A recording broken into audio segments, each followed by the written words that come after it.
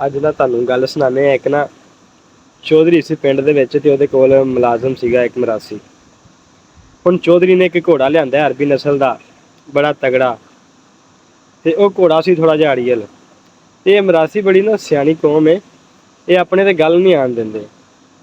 ਹੁਣ ਚੌਧਰੀ ਨੇ ਘੋੜੇ ਨੇ ਬਹਿਣਾ, ਜਾਂ ਜਿਹੜੇ ਵੀ ਬੰਦੇ ਨੇ ਬਹਿਣਾ, ਘੋੜੇ ਨੇ ਮਾਰਨੀ ਚਲੂੰਗੀ, ਲੱਤਾਂ ਚੁੱਕਣੀਆਂ ਅੱਗੋਂ ਤੇ ਬੰਦਾ ਥੱਲੇ।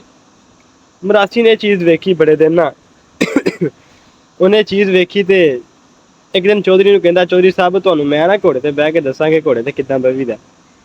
ਚੌਧਰੀ ਨੇ ਆਖਿਆ, ਯਾਰ ਜਿੱਥੇ ਇੰਨਿਆਂ ਨੇ ਟਰਾਈ ਕਰ ਲਈਏ, ਬਹਿ ਕੇ ਵੇਖ ਲਿਆ, ਤੂੰ ਵੀ ਬਹਿ ਜਾ।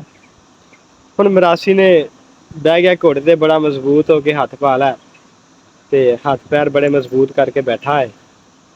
ਘੋੜੇ ਨੇ ਆਪਣੀ ਆਦਤ ਦੇ ਮੁਤਾਬਕ ਮਾਰੀ ਚਲੂੰਗੀ, ਤੇ ਮਰਾਸੀ ਹੁਣੀ ਨਾ ਮਜ਼ਬੂਤ ਹੋ ਕੇ ਬੈਠੇ ਸੀ, ਥੋੜਾ ਜਿਹਾ ਪਿੱਛੇ ਰਿਸਕ ਗਿਆ। ਹੁਣ ਦੁਬਾਰਾ ਫਿਰ ਘੋੜੇ ਨੇ ਮਾਰੀ ਚਲੂੰਗੀ, ਮਰਾਸੀ ਗਿੱਠ ਕੋ ਹੋਰ ਪਿੱਛੇ ਰਿਸਕ ਗਿਆ, ਡਿੱਗਿਆ ਨਾ।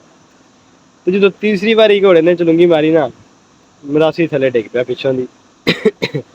ਤੇ ਚੌਧਰੀ ਹੱਸਦਾ ਹੱਸਦਾ ਆਉਂਦਾ ਉਹਦੇ ਕੋਲ, ਹਾਂ ਵੀ ਬਾਬੇ ਤੂੰ ਵੀ ਤੇ ਫਿਰ ਡਿੱਗ ਹੀ ਪਿਆ ਨਾ। ਤੇ ਮਰਾਸੀ ਕਹਿੰਦਾ, ਚੌਧਰੀ ਡਿੱਗਣਾ ਕੀ ਸੀ ਯਾਰ, ਤੇਰਾ ਤੇ ਘੋੜਾ ਹੀ ਮੁੱਕ ਗਿਆ ਪਿੱਛੋਂ।